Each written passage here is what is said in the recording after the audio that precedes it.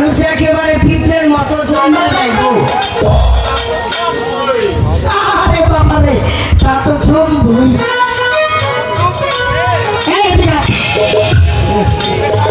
মনের রূপ দেখলে এই নাগর কাঠি না পারলে পারে। এই মারবে সব করে ফলকি, এই যার নাম ফলকি, এই তার রূপ হইব নাকি রূপ হইব তুমি না তো? এই হুন ভাই বুড়া খাটা সেই তোর কপাল ভালো যে আমার মতে মনে একটা যুবতী নারী পাইছে। আরে দিন দুধে কই কি রে ওর কাছে হারা না দেখলে পারে একেবারে ভূত ভূত পালে আসা। এই তোরে সিয়ার তোরে এই হুন তোরে সিয়ার রাইনা দেখছস না? না দেখছা তোমারটা দেখছি আমি বুড়া খাটা তোরে কমে যেত একেবারে ভূতের শালা। চলে এই শোন এই বুড়া খাটা সেই হুন তুই যদি আরে একবার আমার এই সিহারার ফুটাটা দেশ তাহলে মনে রেখিস তোর মাথায় জাতা করে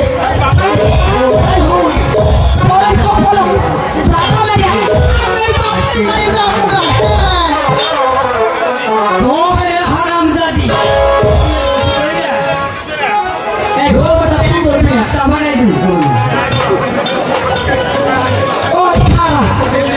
এত বড় সাহস শুনে বসে তোমার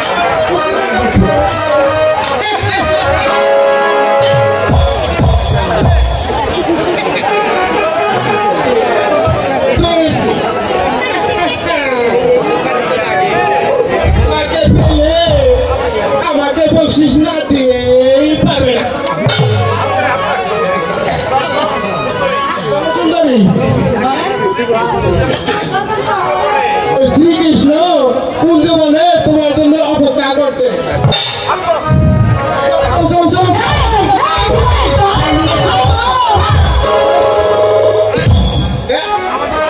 আমাকে মারবে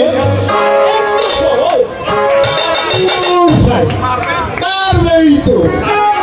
আমি আমার মেয়ে গানকে হাত ধরতে গেছে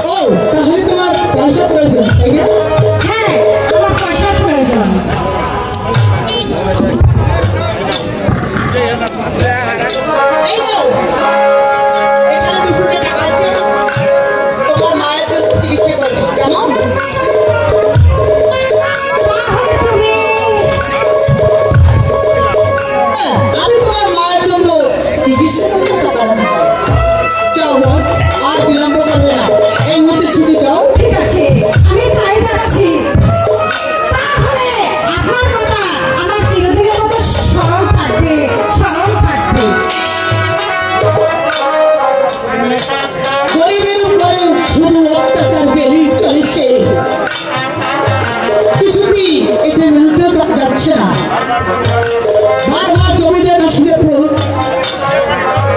আমি একবার হুঁশিয়ার গাড়ি গাড় করো তাদের কুকর্ম বেশ বেড়েই চলছে তাই জমিদারকে আমি দেখা দিতে চাই ও কতটা পারেনি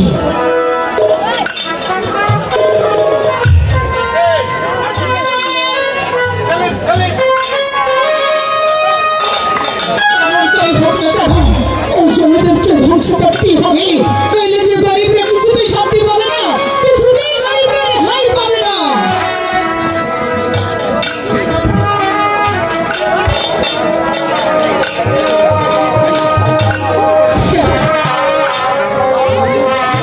আমার মনটা বেশি ভালো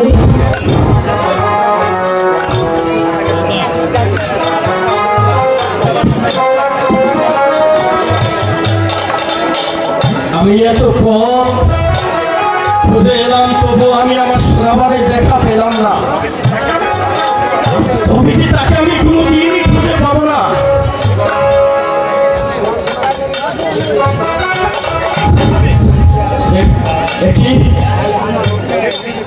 কে তুমি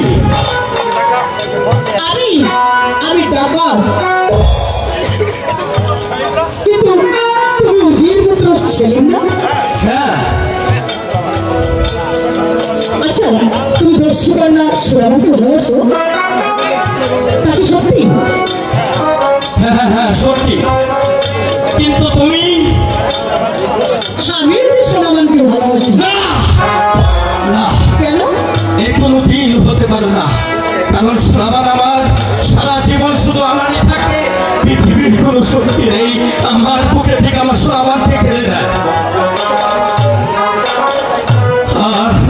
আর আমার সোনাবান কাউকে ভালোবাসুক এটা আমি কোনো দিনই চাই না তুমি সোনাবানকে এতটুকু ভালোবাসো হ্যাঁ হ্যাঁ আমি সোনাবানকে ভালোবাসি তুমি সোনাবানকে কি চিরদিনের জন্য পেতে চাও হ্যাঁ আমি সোনাবানকে চিরদিনের জন্য পেতে চাই কারণ আমার জীবন থাকতে আমি কখনো আমার সোনাবানকে ভুলে যেতে পারবো না এতে যদি তোমার মৃত্যু হয় আমার মৃত্যু আমার মৃত্যুটা আমি হাসি মুখে বরণ করে নিব বলো বলো ডাকাত কোথায় কোথায় আছে আমার সোনাবান তোমার সোনাবান দেখো তো এই কাছাকাছি তোমার সোনাবানকে তুমি দেখো কিনা একটু নয়ন মানে দেখো কই কই আমি তো কোথাও দেখতে পাচ্ছি না আমার সোনাবানকে কোথায় সোনাবান তুমি ভুল বলছো আমার সোনাবানকে আমি দেখতে পাচ্ছি না তাহলে কি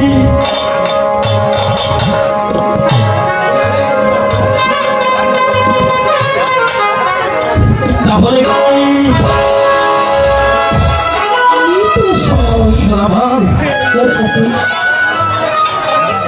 আমি সারাক্ষণ তোমাকে বন জঙ্গল খুঁজে বেড়াচ্ছি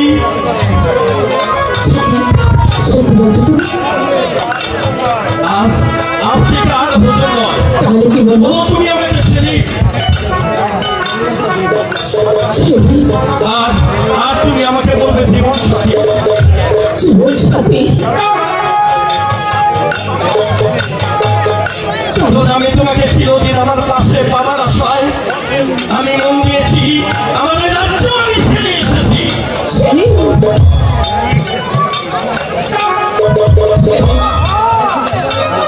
আমার ভালোবাসা কি তোমার হৃদয় স্থান পেয়েছে তোমার হৃদয়কে স্থান কেন সেলিম তুমি বলো আমার পিতা যদি তোমার ভালোবাসা মেনে নেয় তাহলে আমি রাজমহল ছেড়ে আমি তোমার দুজনে মিলে আমরা সুখের ঘর বাঁধবো তবু তোমাকে হারিয়ে আমি সুখী হতে পারবো না তুমি আমাকে কথা দাও সোনাবান আমার ভালোবাসাকে তুমি তোমার হৃদয়ের মাঝে স্থান দিবে সেলিম আমি যে তোমার অজান্তে আমি মন প্রাণে তোমাকে যে ভালোবাসি আমিও তোমাকে হারাতে পারবো না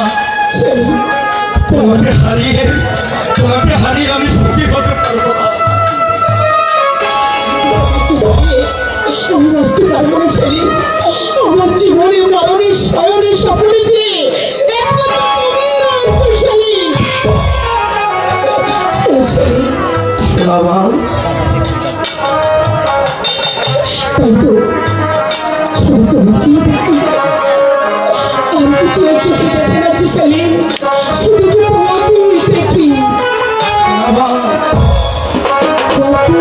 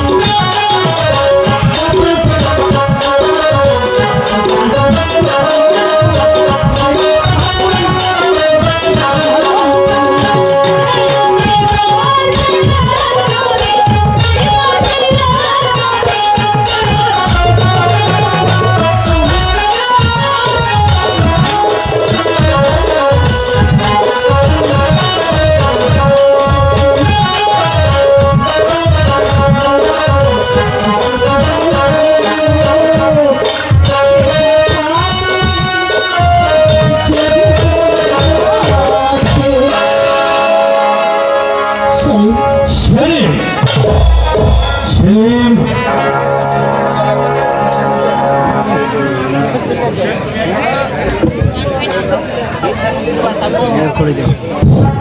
হোসেন তুমি এখানে দেখতে নাও তোমাদের অভিযান কেমন চলছে ভাই শিকারি তো দেখতে মন্দ নয় রে বন্ধু আরে রাজপ্রাসাদে নিয়ে যেতে পারি সেলিম দ্বিতীয় বাজারের হিনস্তি বলে আমি বন্ধুত্বের মর্যাদা একেবারে ভুলে যেতে বাধ্য হব ধীরে ধীরে ধীরে বন্ধু ধীরে আমি তোমার বেগাত ঘটাতে চাই না বন্ধু আমি তোমার বেগাত ঘটাতে চাই না আমিও হুসেন খা তুমি জেনে রেখো আমার চলে গেল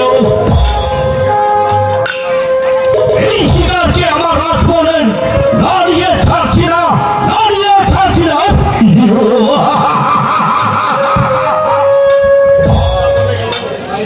হোসেনটা বলে গেল যদি প্রাসাদে গিয়ে সব বলে দেয় ও তাতে কিছুই হবে না এবার সহিস না ভাই সেই আজ আমি ওই রাজপ্রাসাদে চলে গেল আজ এই অভিশাপের কথা আমার চিরদিন মনে থাকে আমি এখন আসি শোনা ভাই আমি এখন আসি আবার তোমার সাথে আমার দেখা হবে সেদিন হবে মনে কথা আমি আসি শোনা অবক্ষতা আমি যে পুরুষের কাছে আজ আর বেরিয়ে গেলাম খোদা বলো খোদা আমাদের এই ভালোবাসা যেন কোনোদিন ভেঙে না যায় খোদা তুমি সাহস দিও খোদা তুমি সাহস দিও তুই মেয়ে কান্দে আছিস আর সারা জঙ্গল তোকে বিশ্রাম পাচ্ছি রে বেটি কেন বাবজি একে ভাইকে ওই তোর কণ্ঠে দেখতে পাচ্ছি আমি মুক্তার মালা বাবুজি বাবুজি চলো আমার এই কণ্ঠের মালাকে দিয়েছি বাবুজি কে দিয়েছে রে মাইজি ওই উজির পুত্র সেই আমাকে দিয়েছে বাবুজি না এ কথা বলিস রে মাইজি এ কথা বলিস রে এই কারণ ওই সেলিম পুত্রের মালা কারা দিয়ে আমরা হয়েছি এই সমাজের একটি অবহেলিত মানুষ ওরা যে আমাকে মানুষ বলে গণ্য করে না বাবুজি এই মুক্তার মালা হয়তো একদিন তোকে সর্বনাশ ডেকে আনবে রে মাইজি না বাবুজি না সেদিন খুব সরল সে কোনোদিন আমার ক্ষতিতে যাবে না বাবুজি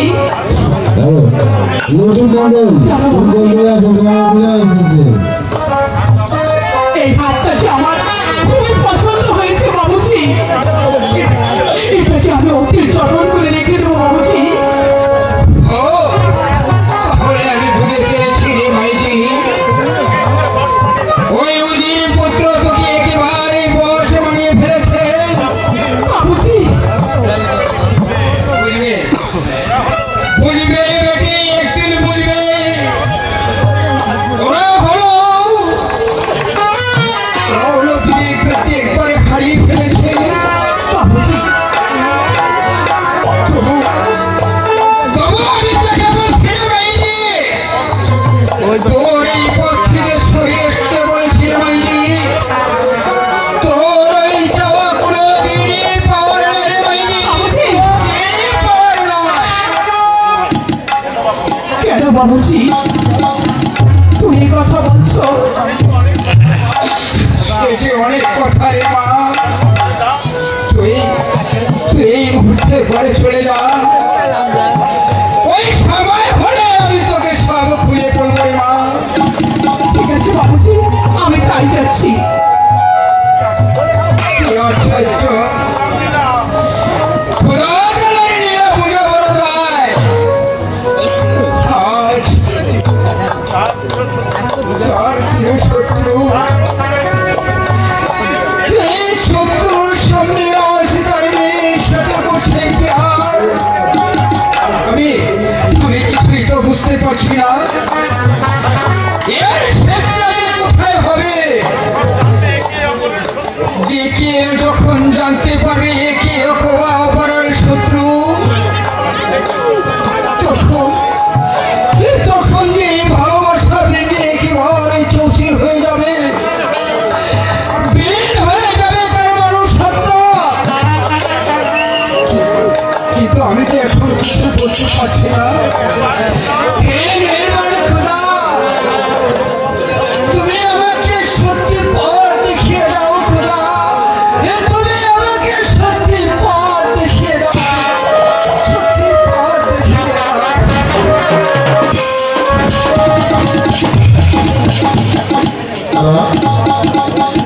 এটা আমার চালিয়ে দেবে না, দেখে সন্তুষ্ট হয়ে আমার ছোট ভাই।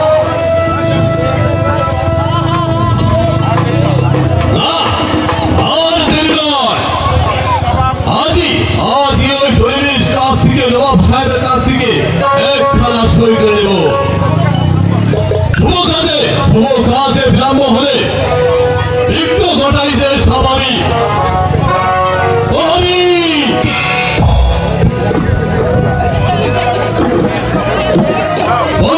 বন্দি নবাবকে তার ভাই হাজির করো।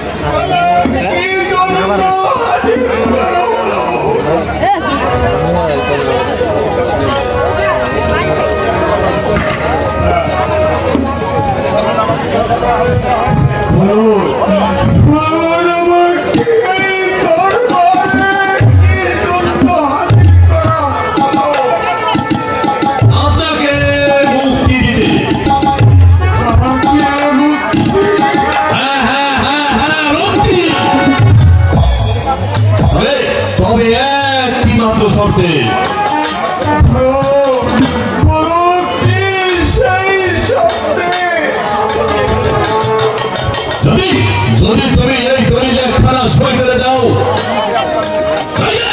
তাহলে হবে আমার আপনার মুক্তি, আর নইলে হবে আপনার তীর তীর শাস্তি।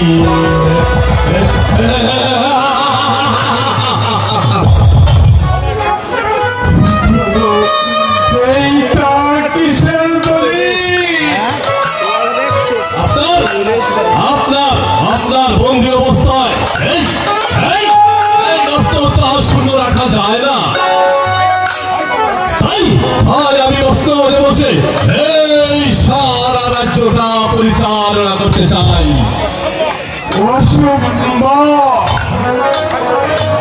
আমার জীবন থাকতে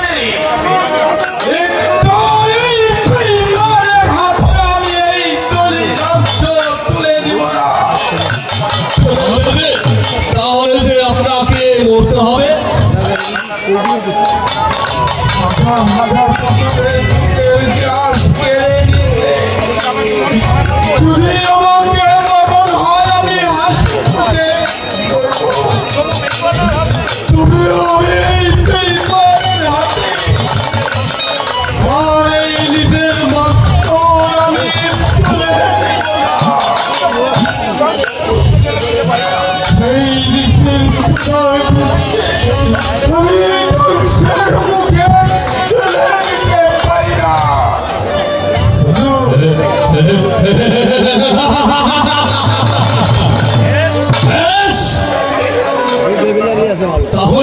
তাহলে শাস্তি হবে আপনার যে যোগ্য পুরস্কার।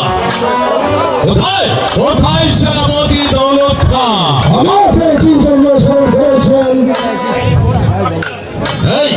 এই রাজাকে এই মুহূর্তে চাপকে ওর পিঠের ছাপ করে নাও দৌলত খান।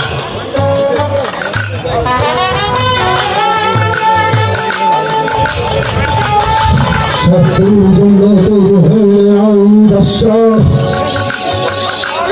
আমি কি বলবো এই শয়তান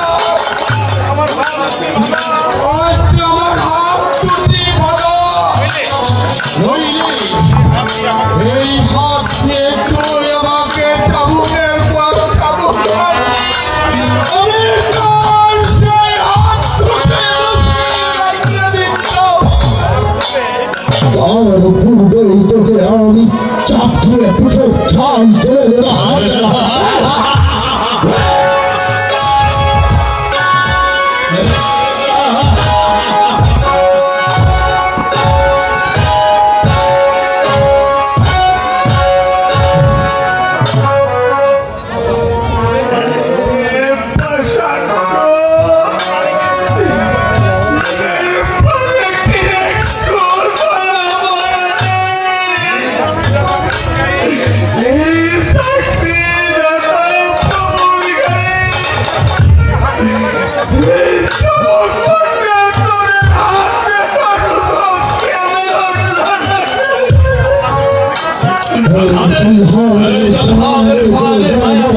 কিছুই নেই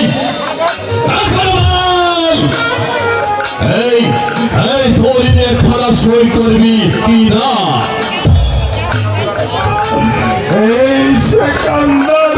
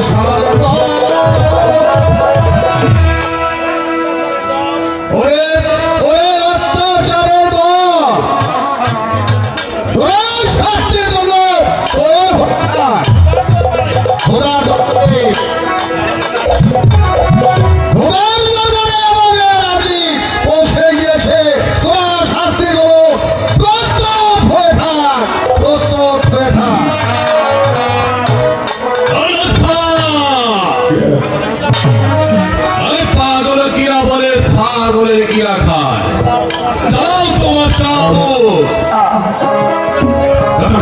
যতক্ষণ পর্যন্ত ধর্মী সই না করবে ততক্ষণ পর্যন্ত চালাও চাবুক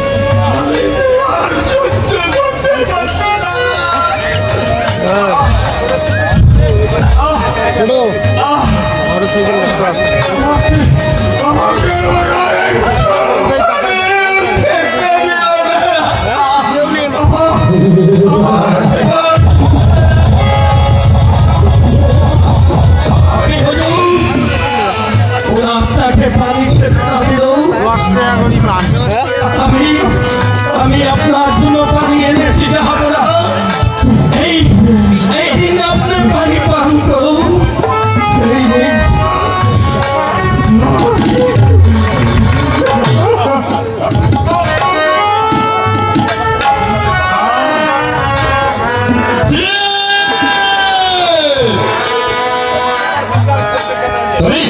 তুমি আমার বিচার ক্ষেত্রে এলে কেন? আমি এসেছি শয়তানের কৈফিয়ত নিতে। বলুন আব্বা জাহান, কেন চাকরিদাতা পপুলগায় আপনার এমনি করে চাবুক মারছেন? আপনাদের কি হাত পা কেঁপে উঠল না?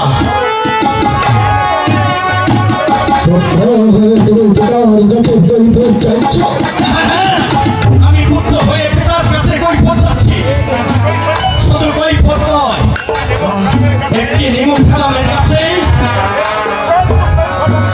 এই নিমুখ কালামের কাছে আমি কৈফিয়ত চাবো।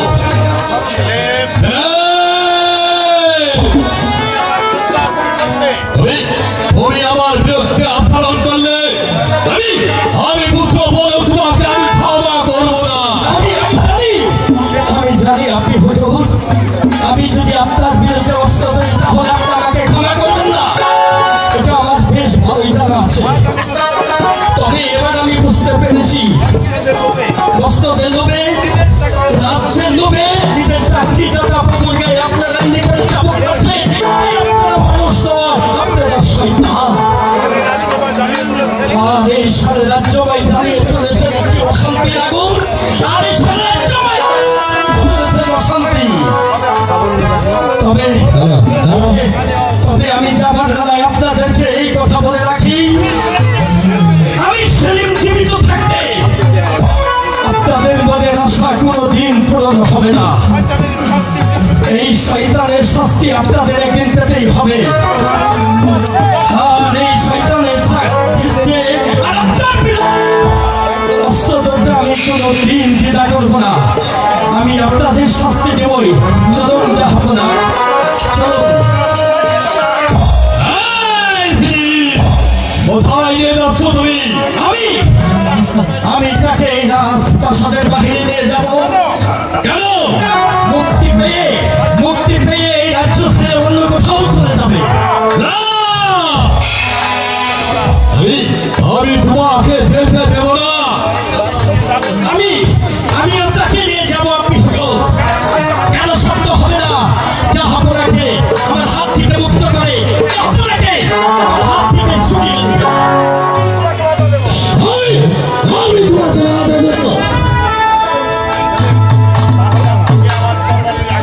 তাহলে আপনাকে আমার তরবারি লাগাতে আপনার জীবন দিতে হবে।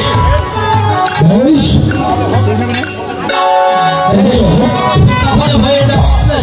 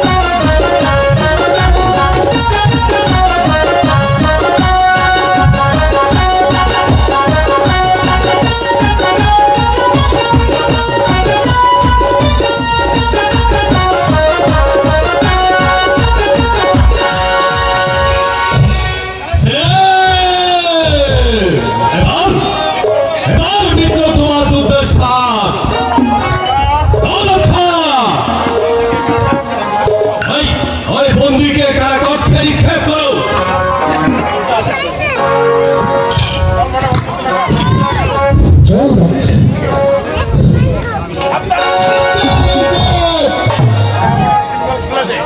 জাহাপানার শৃঙ্খলা খুলে দে, নইলে আমার কৃষ্ণের বিরুদ্ধে তোর মাথাটাই হারাতে হবে।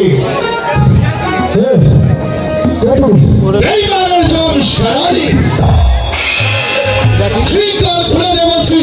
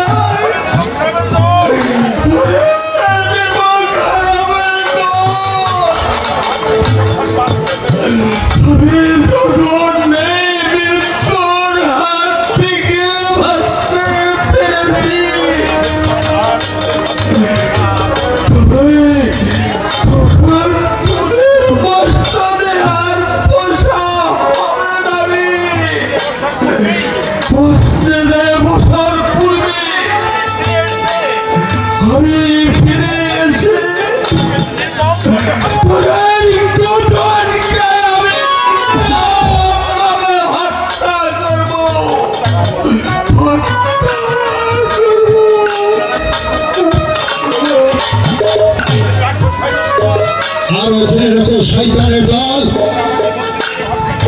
তোমরা আমাকে বন্দী করে হত্যা করার জন্য ষড়যন্ত্র করেছিলে। তা যখন হলো না, তাহলে আমার হাত থেকে তুমি কখনো রেখাই পাবে না। আমি আবার আসবো এই বেঈমানের বিচার করতে। তোমরা তখন আমার বাইরে ক্ষমা ছিল, ক্ষমা বিকে তোমরা পাবে না।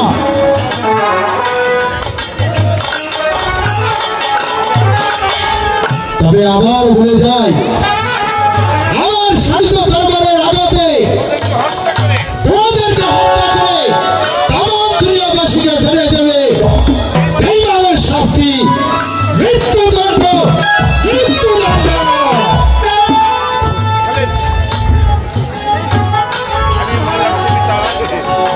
তবে আমিও বলে যাচ্ছি পিতা, আপনারা যদি এখনই পাপের পথ থেকে ফিরে না আসুন, আজকে আপনাকে সসম্মানে রাজ্যে না বসিয়ে দিন, তাহলে আমি আপনাকে পুত্র বলে আপনাকে ক্ষমা করবো না।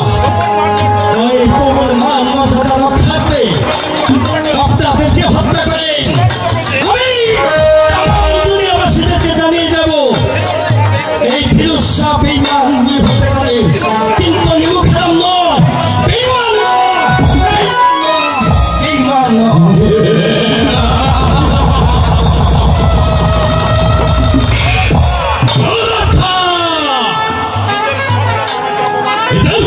নিজের সন্তান আমাকে অপমান করে চলে গেল। বেশি বাড়াবাড়ি করলে দৌলত খা, পুত্র বলেও আমি কাউকে ক্ষমা করব না। তাই করা উচিত, আলম করা তাই করা উচিত। হইলে ফিরোজশাহ যে এখানে নেমে গেছে, আপনার ইজ্জত বাঁচানো মুশকিল হয়ে যাবে। আলম করা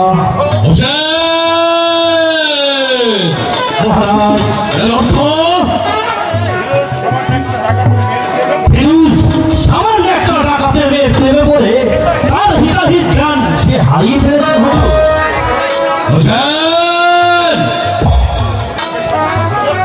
তুমি কি এসব সত্য বলছো?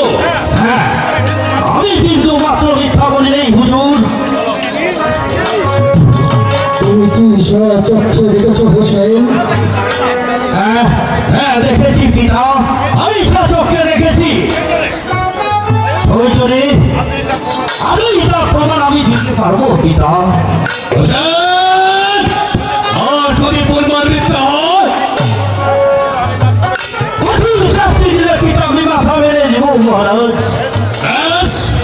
তাই হবে। চলো চলো দৌলত খান, এবার বিশ্রাম করে গিয়ে তারপর এই হুসেনের সাথে ফিরোজকে অনুসরণ করতে হবে দৌলত খান।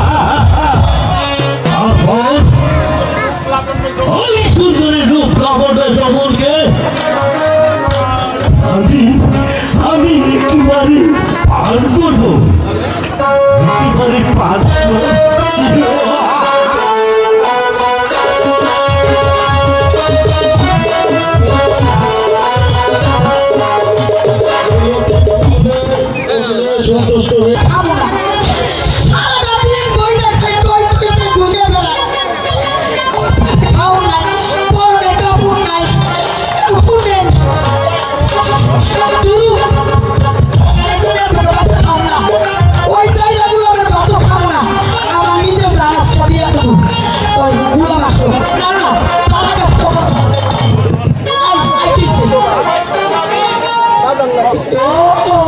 এই কথা এই যে শুনো আমি চলবো না আমি আর এই পয়সা দিয়ে আমি শুধু খালি তারই খাইয়াই মতে ঝাঁটা মারি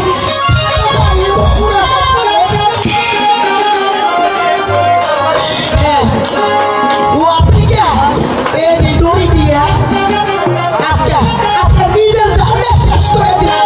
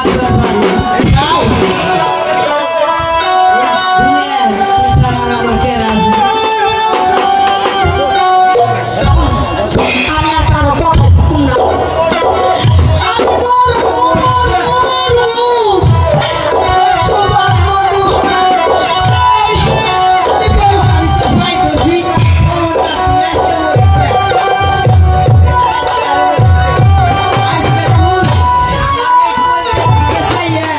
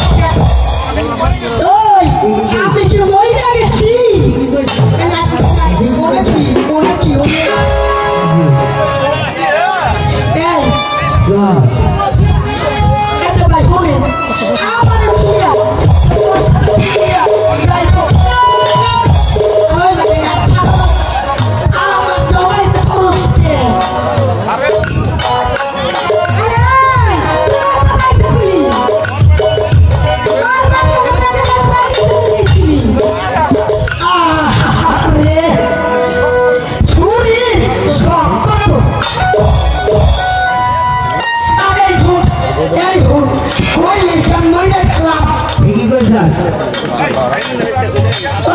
আই মুখপুরা তোর কি গেল আই মুখপুরা মোর মুখে এই এই কোন খায় সারোরে ওরে সার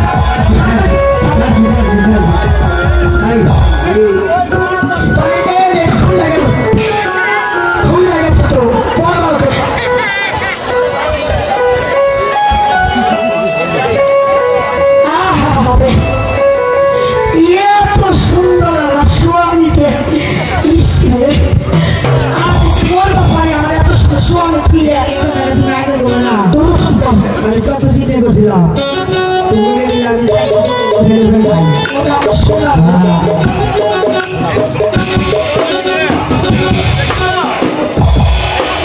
এই তুমি দেখি না এই কাজ থেকে বুঝছো আমার এখানে চাই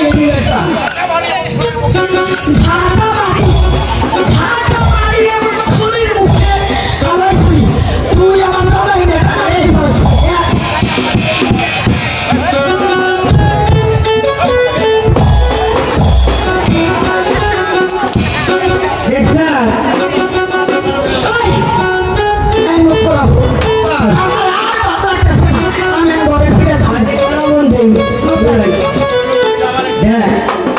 শোনো শোনো শোনো হাজার হইলো আমার একটা না 10টা না 5টা না 500 মাত্র আমি কি বাজার বাড়ি চলবুরি গানে শুনে আমার একটু পাগল করে দিই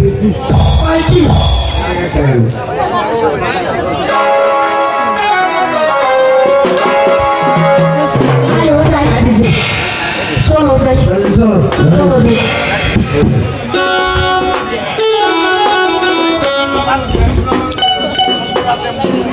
যেমন গুণা তেমনি চাকরি দম দেখে আর পাচ্ছি না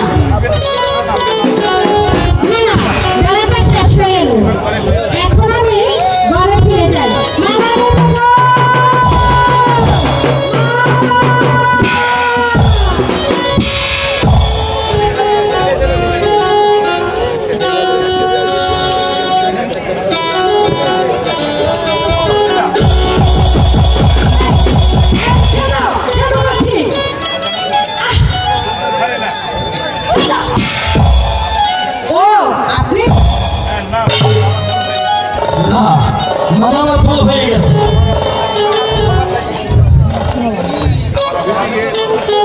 আমার অপরাধের জন্য আমি তোমার কাছে ক্ষমা চাচ্ছি।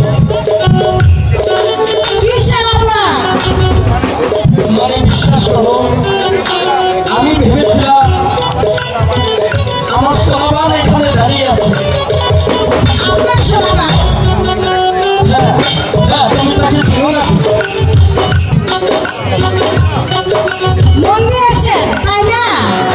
হ্যাঁ হ্যাঁ হ্যাঁ তোমার অনুমান সত্য। তবে তোমার নাম কি? আমার নাম হয়েছে ফুলকি। তুমি কি করো? আমি বাবা বিক্রি করে কোনো রকম সংসার চালাই। যাক, সে কথা। আপনার সাথে কথা বলে আমার অনেক সময় লস হয়েছে। এখন আমি যাই। তোমার হাতে একখানা মালা এত সুন্দর। এই নিন। তবে তুমি যে আমাকে মালা দিলে এই মালার মূল্য কত? না না, ওটা আমি এমনি দিলাম। মালা বিক্রি করে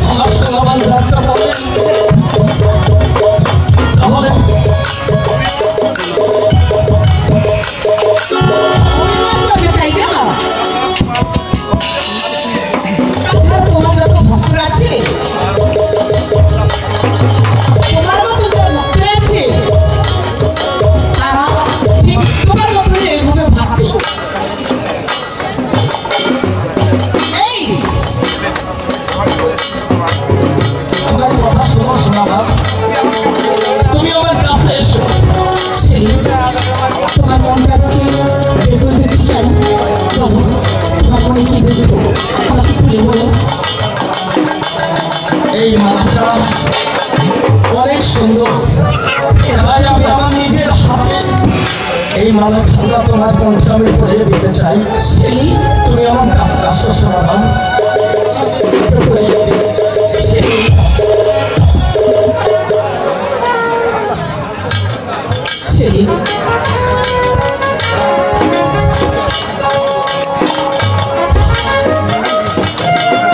তুমি নিজের হাতেই মালাটা রাখছো, ঠিক আছে? পছন্দ করে রাখছ? সোনাবান তার জন্য আমার জন্য তোমার জন্য এই মালাটা অনেক সুন্দর, তাই আমি তোমার জন্য পছন্দ করে নিয়ে এসেছি। সেই হ্যাঁ সোনাবান,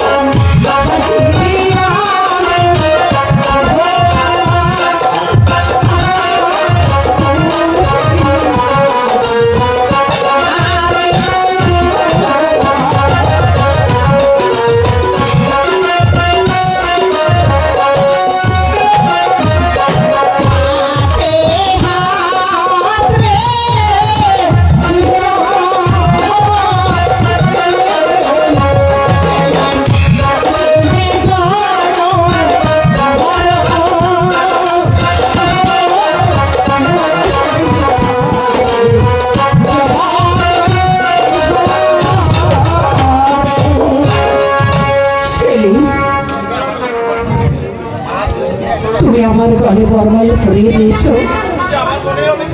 তবু জানো সেলিম, তবু যে আমার মনে অনেক ভয় আছে। সেলিম, দুনিয়ার কারো কোনো সত্য হবে না আমার কাছ থেকে তোমাকে ছুটিয়ে দেয়। সাথী, এভাবে আমাদের লুকোচুরি খেলা আর কতদিন চলবে সেলিম? বেশি দিন নয়, বসিলে আমি তোমাকে জীবন সাথী করে আমার এই রাজপ্রাসাদে আমি তোমাকে নিয়ে যাব। সেলিম, আমি যে তবু সাহস পাচ্ছি সেলিম। এ ব্যাপারে তোমাকে আর ভাবতে হবে না, আমি তোমার চিরদিন তোমাকে থাকবো। সেলিম, দুনিয়ার এমন কোন শক্তি নেই আমাকে তোমার কাছ থেকে আলাদা করে। সাথী, সাথী, তুমি এভাবে আমাকে চিরকাল ধরে রেখো সাথী, চিরকাল তুমি ধরে রেখো।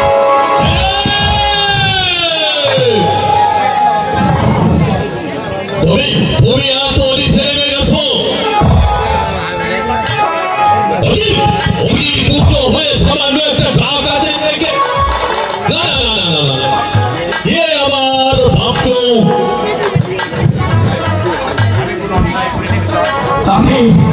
আমি কোনো অন্যায় করি না পিতা। দর্শকতা হলো ওরা আমাদের মধ্যে একটি মানুষ। হ্যালো পড়া, বলছিলাম না আমি আপনাকে প্রমাণ দেবো। এইটা প্রমাণ, এই হারামজাদি মেয়েটাই সেলিমকে দুজনকে টানিয়ে নেমেছে। আর একটি বার এই কথা উচ্চারণ করলে আমি তোমার গলাটা চিপতে ছিঁড়ে দেবো।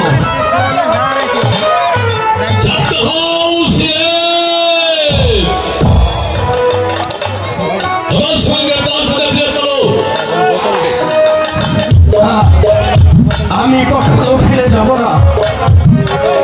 আপনাদের অভিযুক্ত করা ওই গাছের পাশাতেই আমি মিশে যাব এই গরিব দুঃখী মানুষের মাঝে।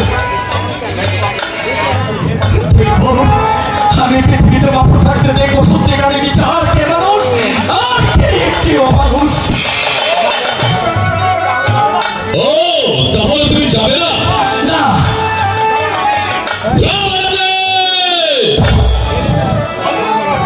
বন্দি করো আমার তো সেলিমকে। আমার জন্য সেলিমকে বন্দি করবে না। অপরাধ করেছি আমি, যত শাস্তি দিতে হবে আপনি আমাকে দিন, তবু সেলিমকে আপনি মুক্ত করে দিন, ওকে আপনি বন্দি করবেন না। দয়া করুন, একটু দয়া করুন।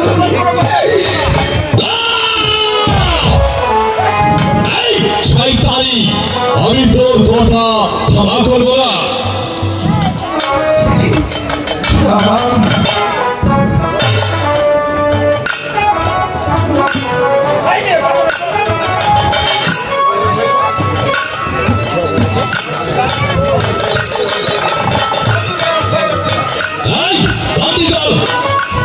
এই শয়তান সেলিমকে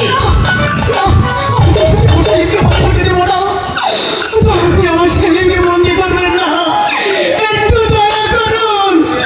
আমার সেলিমকে কিছুতে আমি বন্দি করতে দেবো না।